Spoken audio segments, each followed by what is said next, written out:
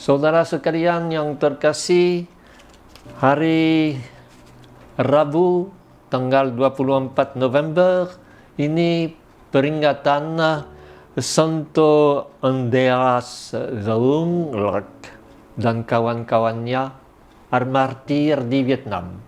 Pasti yang baca dalam buku akan membaca Andreas Zaunglert, tetapi saya karena dulu di Vietnam saya tahu bahwa tulisannya ialah Zaunglert dengan aksen yang khusus.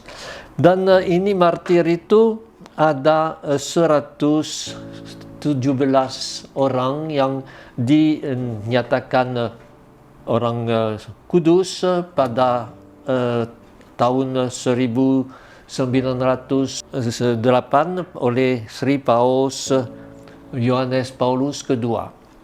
Mereka satu bagian kecil dari jumlah orang yang menjadi martir di Vietnam.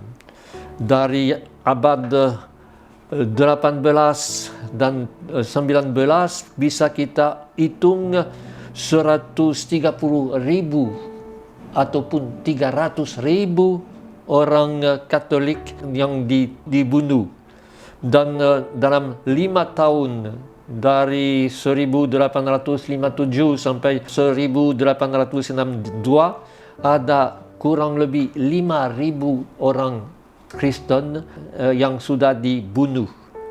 Di antaranya 215 imam dan biarawan-biarawati dan kurang lebih 40.000 kaum awam yang ditangkap, dipenjarakan dan yang diusir atau dibunuh. Kita tahu bahwa dari 117 yang dinyatakan kudus oleh Yohanes Paulus II, ada 19 yang orang Vietnam asli, 37 imam, 14 guru, 1 seminaris, dan 44 orang awam, termasuk seorang wanita. Dan di antara yang lain ada 11 orang yang berasal dari Spanyol, 6 uskup dan 5 pastor Dominikan, dan 10 orang Perancis, termasuk 2 uskup, 8 imam dari misi asing dari Paris, MEP. Saya ingat waktu saya sampai di Vietnam, uskup di Dalat di Vietnam adalah orang yang dari keturunan, dari leluhurnya ada satu yang sudah menjadi martir di Vietnam. Mereka menjadi orang yang berani mengakui iman mereka tanpa takut. Dan semua itu dari beberapa zaman, dari beberapa raja dari Vietnam yang berturut-turut membunuh. Antara lain ada satu yang sangat terkenal, yaitu Jean-Théophane Vénard, seorang dari MEP, yang seorang Prancis, dan tulisan-tulisannya sangat mempengaruhi, memberi pikiran rohani untuk Santa Teresa dari Lisieux, Santa Teresa kecil, dan memberi kepadanya kemauan untuk pergi ke Vietnam.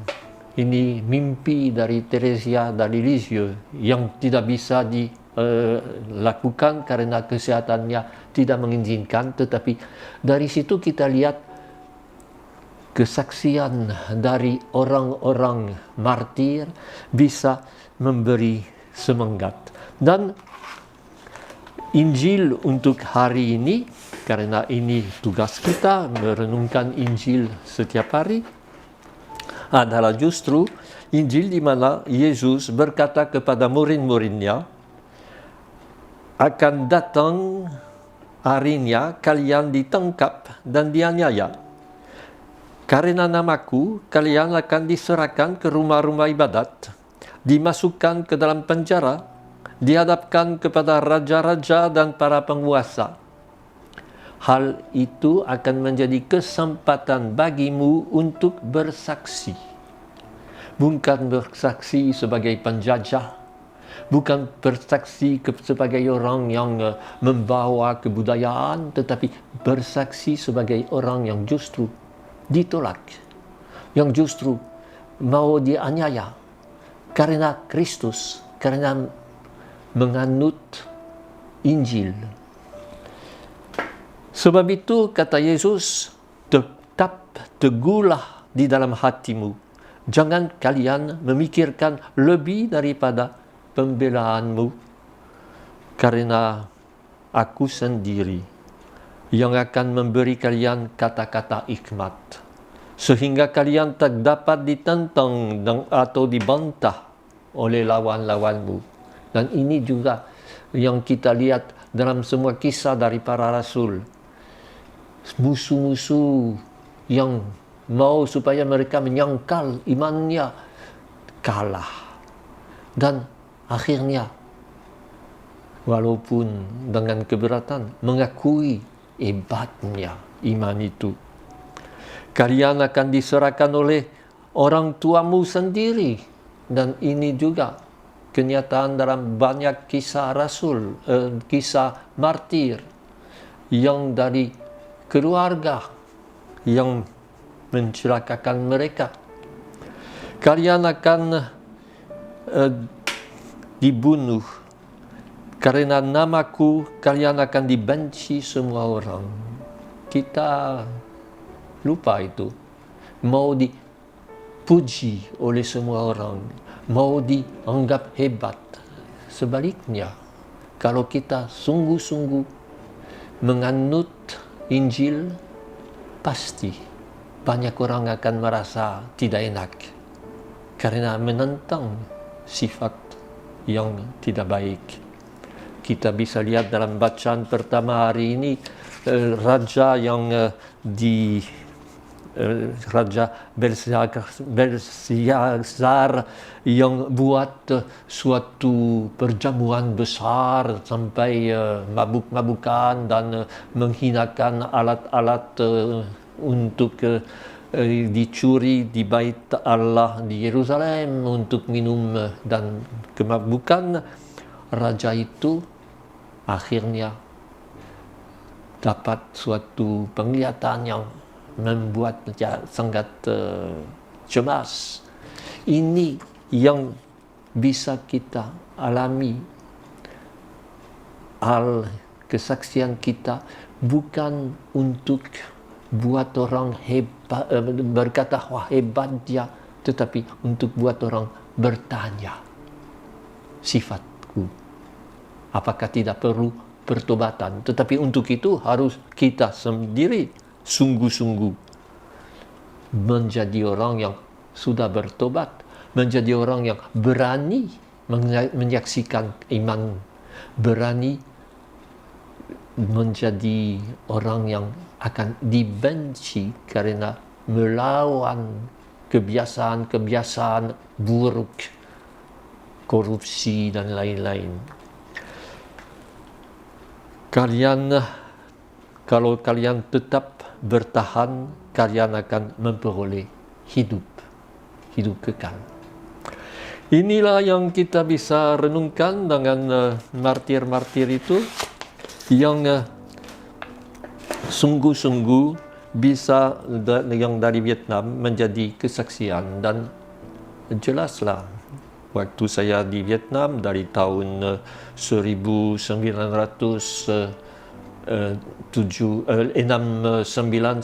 sampai 1975, saya lihat iman dari orang Katolik di Vietnam luar biasa, karena sudah punya dasar dari martir-martir itu. sudah bisa di tengah-tengah orang lain.